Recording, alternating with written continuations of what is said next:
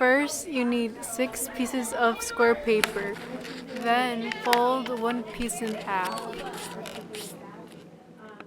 Unfold that piece and fold both ends to the middle. Fold one corner down and the other up to make a diamond shape.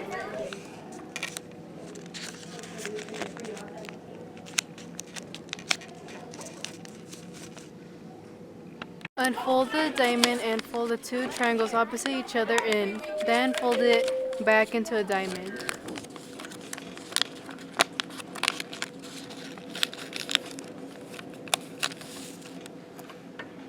Unfold the diamond and unfold the bottom. Fold down one triangle and fold the bottom part over it. Then fold up the other triangle under the top part. Flip it over and fold the 2 wings in to make a square. Then repeat it with the rest of your papers. Slide one wing into the top of the other square. Then repeat that with the rest of your papers.